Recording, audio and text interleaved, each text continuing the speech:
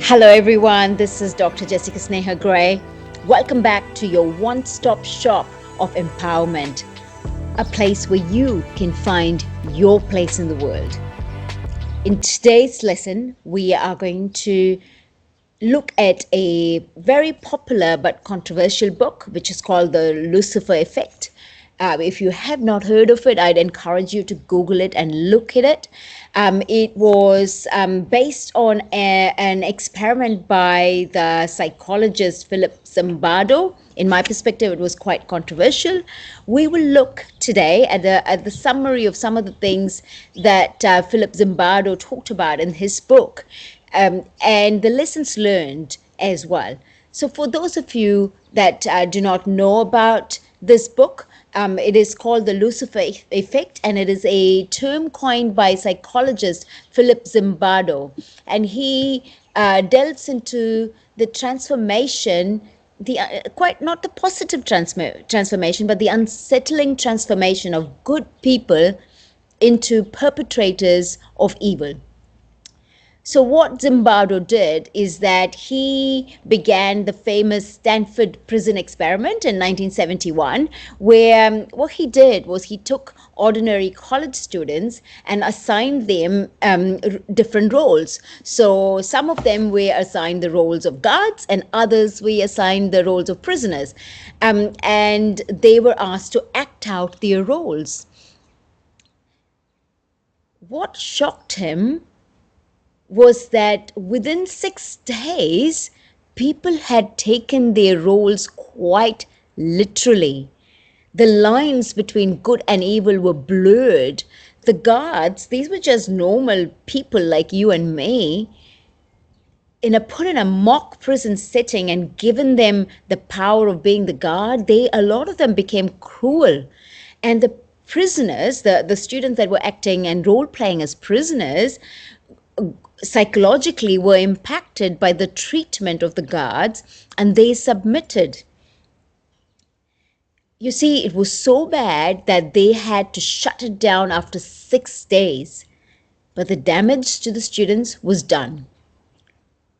Over time, Zimbardo himself acknowledged the ethical failings of the experiment, stating that he had become too engrossed in his role as the prison superintendent, and he lost sight of his responsibilities as a researcher. But the lesson we're going to learn today is, is that despite these ethical concerns, the lessons learned from the Lucifer effect remains relevant today. What the SPE did was it showcased how situations and our environment can influence human behavior, pushing humans in ways that they may not otherwise behave under normal circumstances. The question of whether the ends justify the means is a contentious one. While this experiment methodology was flawed, though, as a sociologist, when I look at it, the insights that it provided into the human psyche cannot be dismissed. So why am I adding this into our lesson plan today, where we are learning about empowerment? You see, to be truly empowered and to be truly fulfilled in who we are, we must learn to understand our biases and our weaknesses and constantly, every day, check in within ourselves that we don't fall prey into the Lucifer effect.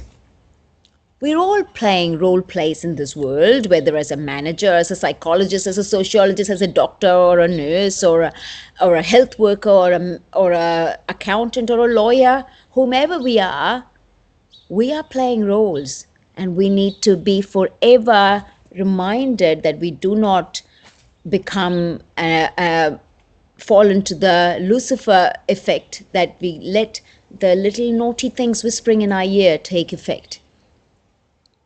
Why is it relevant today? You see, the Lucifer effect teaches us that the potential of evil lies dormant in everyone, waiting for the right circumstances to awaken us. It might even be lurking in the corner as we seek to awaken our greatness. You see, my office is set in a very beautiful place in the corner of the world, and just I can look and see this really huge, humongous, dormant mountain sitting there, resting very quietly as if she were just a calm being of protection. But any minute, any time, she can erupt, dormant as she may be. Every day when I look at that mountain, I tell myself,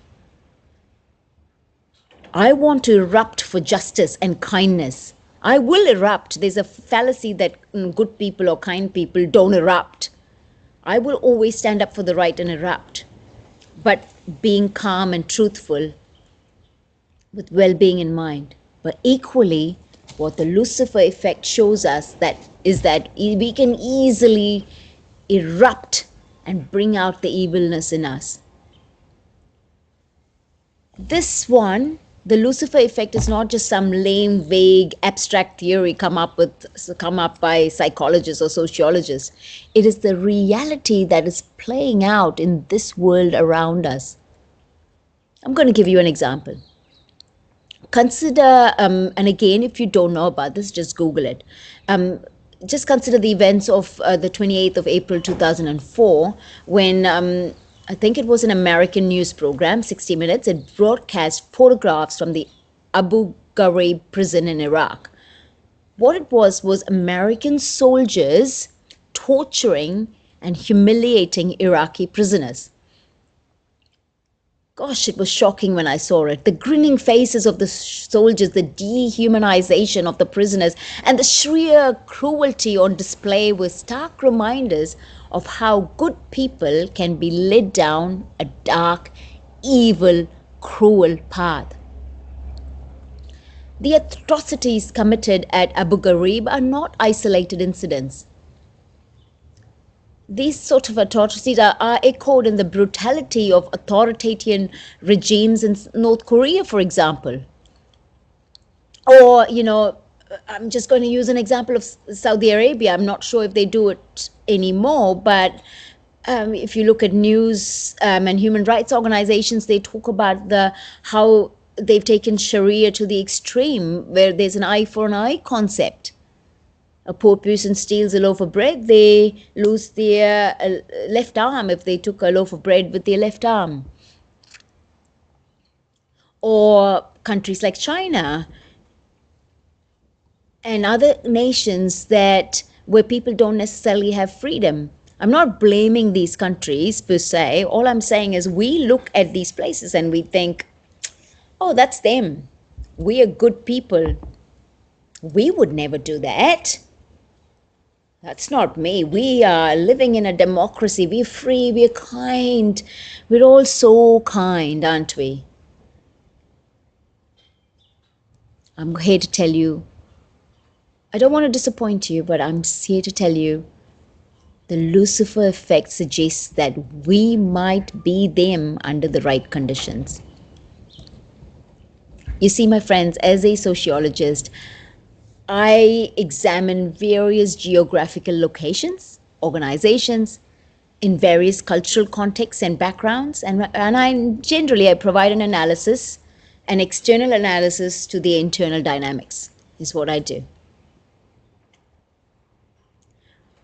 Over the last few months and years, I have observed that regardless of cultural background or educational background or financial background or geographical location, without a solid sense of positive identity, when I say positive, I don't just mean ha-ha, but a real committed sense of who we really are and what our culture really represents, because essentially most cultures around the world are based in some sort of true and positive truth.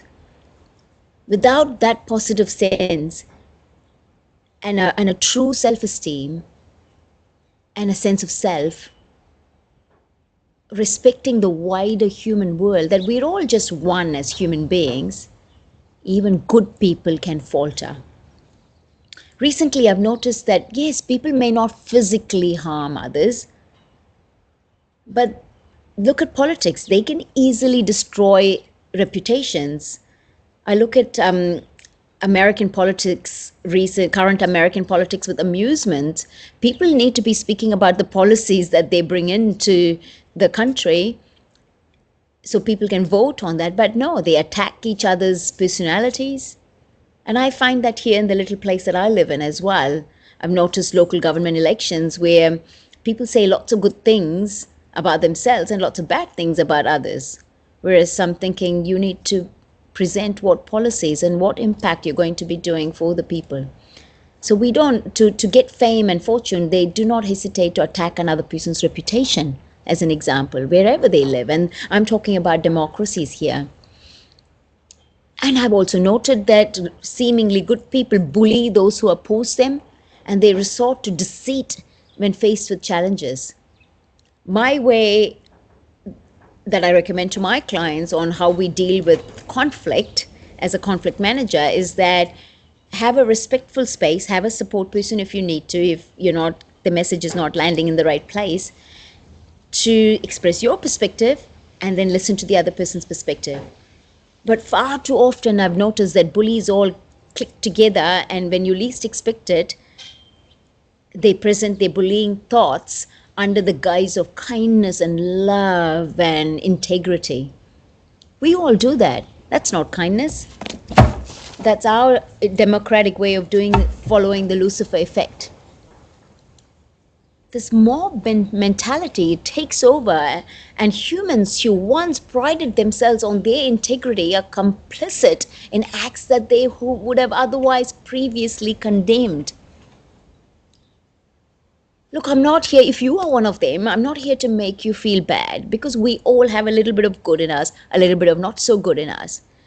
But I'm here to tell you to take stock of your actions, your thoughts, and think about how you can be aware of who you are, your strengths and your weaknesses, so you cannot give in to the Lucifer effect. You see, I've been reflecting on how the majority behave and the minority. So I call it the majority norm and the minority norm. It reminded me of a biblical story that I heard many decades ago about the story of 10 lepers that were healed by Jesus. And I was told that only one returned to express gratitude. As a child, I thought, oh, surely that can't be true. Because I was always thought if someone did something good to you, you go and thank them. And I couldn't comprehend a world where people wouldn't do that, especially something as big as being healed from leprosy. However, the Lucifer effect has shown me that, it is too easy for people to forget the good done for them and fall into selfish or harmful behaviors.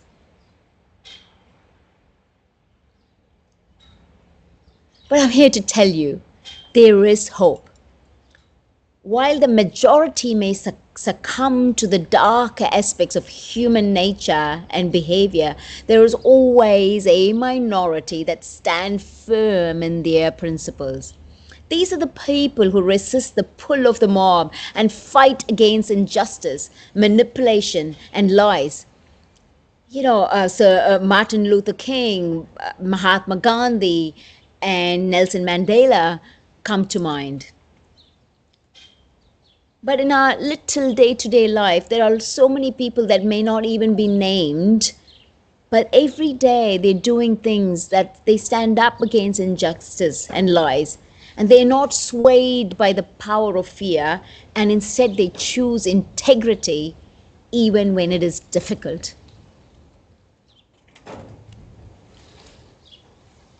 You see, I'm a sociologist. I've got a background in history and psychology, and I've learned human behavior for a long time. Call me naive if you wish, but I hope I'm right. Unlike Zimbardo, who focused heavily on the negative potential within us, I believe there is still a positive light in the world. There is a positive light that shines within each of us. If we choose to find it, we will. In my view, that the lessons of the Lucifer effect are not only warnings of what we could become, but also a constant reminder of what we should avoid.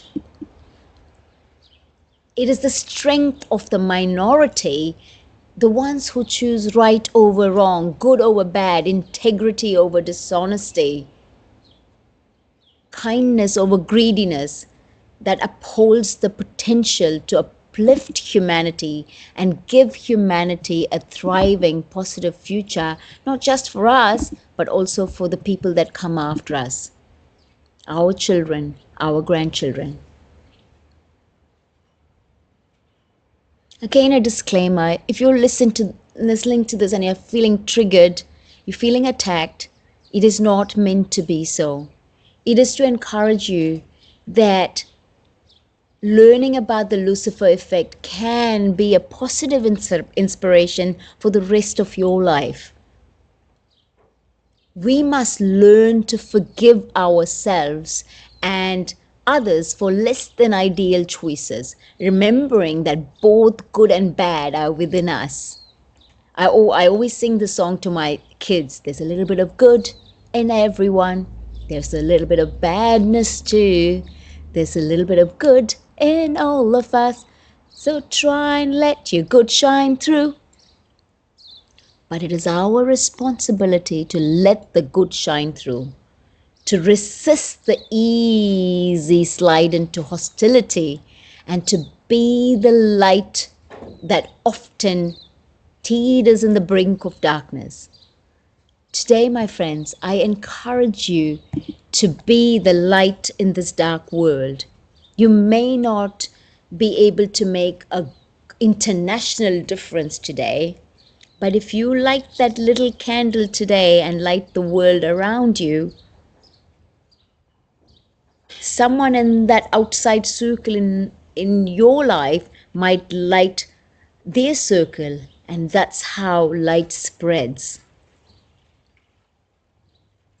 Today, remember that the Lucifer effect does not necessarily need to be always negative. There is a positive in all of us. There is goodness in all of us, and we can make a positive difference in this world if we try and let our light shine through. This is Dr. Jessica Sneha Gray saying bye for now.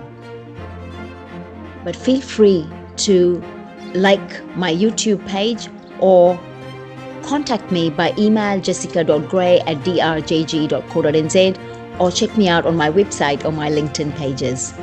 Until next time, try and let your good shine through.